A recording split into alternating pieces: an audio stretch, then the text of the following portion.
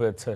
Fire সার্ভিসের 12টি ইউনিটের প্রায় 1.5 ঘন্টার চেষ্টায় ওই আগুন নিয়ন্ত্রণে আসে। ব্যবসায়ীরা জানায় শনিবার ভোর 4:30টার দিকে আগুন লাগে, আর এতে পাইকারি বাজারের অনেক দোকান পুড়ে যায়।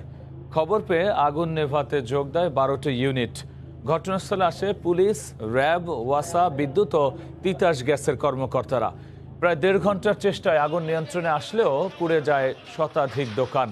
তবে আগুন লাগার কারণ ও ক্ষয়ক্ষতির পরিমাণ এখনো জানা যায়নি।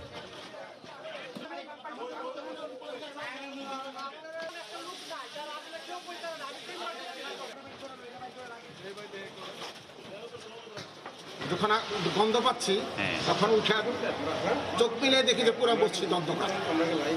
হালকা উঠে গেছি সিঁড়িতে নিচে দেখি আগুনগুলো জ্বলতেছে। এগুলা কিছু কাঁচামালের দোকান আছে, মুদি দোকান আছে, মুরগির দোকান আছে, চাউলের দোকান আছে। আমার পুরো শূন্য একবারে কিছুই নাই, না হলে 10 লক্ষ টাকার উপরে মালা ছিল, সম্পূর্ণ শেষ। 15টা মতো গাড়ি আপনার ফায়ার সার্ভিসের একযোগে কাজ করছে। সূত্রপুর স্টেশন এবং বঙ্গবাজার স্টেশন থেকে তারা একযোগে কাজ করছে, আমাদের সাথে সহযোগিতা করছে তারা সবাই। প্রাথমিকভাবে আমরা যতটুকু এখন পর্যন্ত তথ্য পেয়েছি, প্রায় 100-র উপরে দোকান পুড়ে ছাই হয়ে গেছে।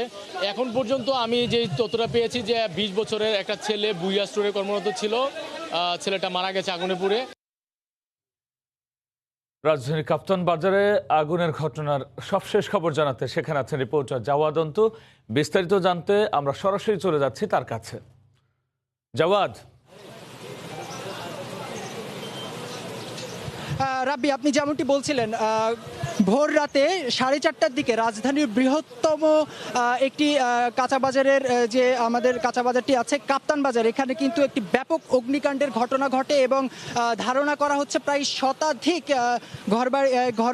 একটি ঘরবাড়ি পুড়েছে এবং শতাধিক দোকানপাট, মুদির দোকান কিন্তু পুড়ে গেছে এবং একজন মানুষ নিহত হয়েছেন, তার মরদেহ উদ্ধার করা হয়েছে। আমরা